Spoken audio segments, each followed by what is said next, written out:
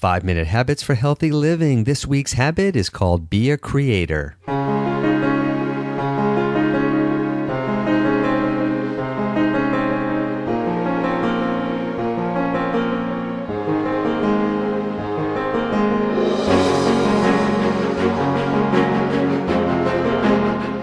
Hello, this is Dr. Brian Morris, and welcome to 5-Minute Habits for Healthy Living, where you will learn the tools to practice a healthy lifestyle 5 minutes at a time. Life has become very complicated with a seemingly endless amount of health information at our fingertips. How do you know what to believe and what not to believe? On this podcast, I will sort through the maze of healthcare information and distill it into easy-to-digest, time-tested, evidence-based practical habits. I've been practicing internal medicine for 20 years. I went to medical school at Johns Hopkins. I trained at Yale, and I previously held a teaching position at Harvard Medical School. I currently practice medicine and hold a teaching appointment at UCLA Medical School here in Los Angeles, where I teach these habits to medical students, house staff, doctors, and of course, to my patients. Before we get to this week's habit, I'd like to remind you that the information contained in this podcast and at 5minutemd.com is intended solely for educational purposes and should not be used to diagnose, treat, or prevent any health condition or illness. This information may not apply to a specific health situation and is not a substitute for medical care by a qualified, licensed, board-certified healthcare professional.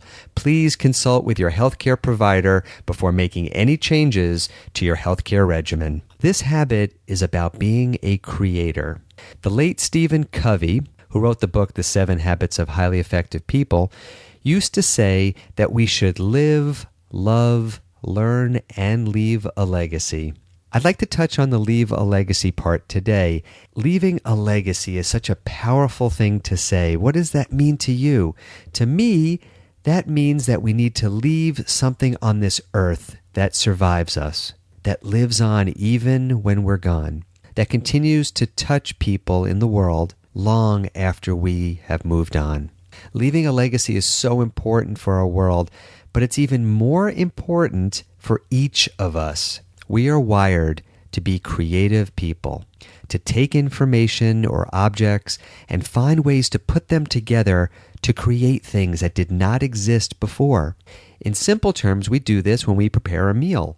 We take ingredients, we add them together in differing amounts, and voila, we have a delicious dinner entree. Musicians do this when they create a song. They put different notes and melodies together with lyrics, and all of a sudden they have a new song that is created that can touch people across the globe.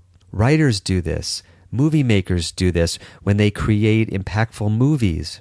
In so many aspects of life, we can put together various building blocks to create something that people have not seen before.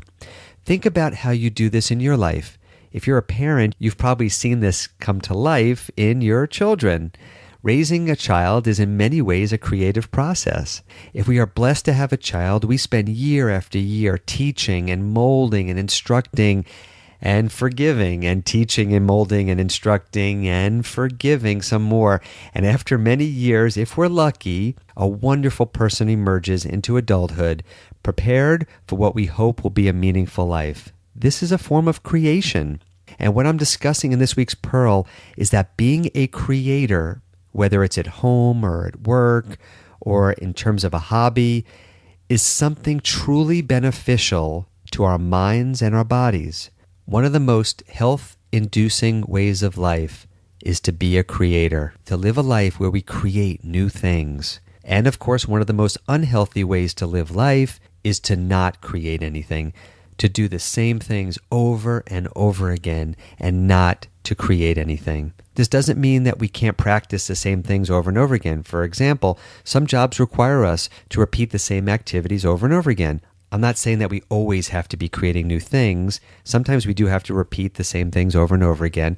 But what I am saying is that outside of this repetition, we need to find parts of our lives where we can create, where we can find new ways to put things together, find new ways to do things. Ask any expert on Alzheimer's disease, and they'll tell you that patients with dementia need to continue to challenge their minds, to force their minds to do puzzles and other mental gymnastics. This helps to maintain their memory and their cognitive function.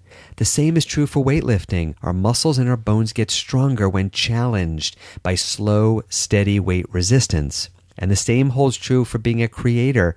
By working to create things, we challenge our minds, we exercise our minds, we take ourselves out of the steady stream of boredom, and this stimulation has tremendous health benefits. How can you be a creator? Think through your life and find ways to be a creator. Do you like to cook? Can you find new and interesting recipes to prepare for your family? Do you play an instrument?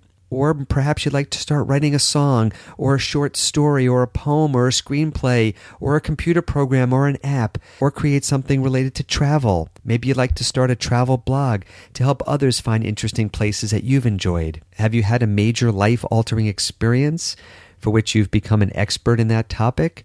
Maybe you could start a website or a blog about that topic. There are so many ways to be creative. Find ways that work for you, that interest you, that keep you motivated. What is it for you? Spend some quality time thinking about this, and then create and create and create.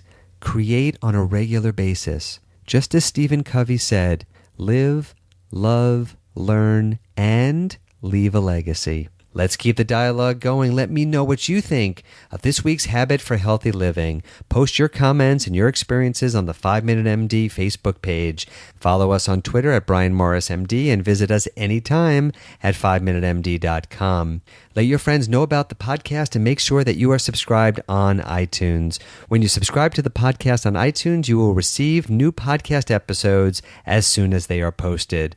Also, we will be posting bonus podcast episodes at 5minutemd.com, including special podcast episodes not available on iTunes or YouTube. If you're finding the information on this podcast helpful, you may want to check out these episodes as well. And lastly, if you have a few minutes, stop on by iTunes and leave our podcast a review. Thank you so much for listening, and remember to make today count. I will see you at the next 5.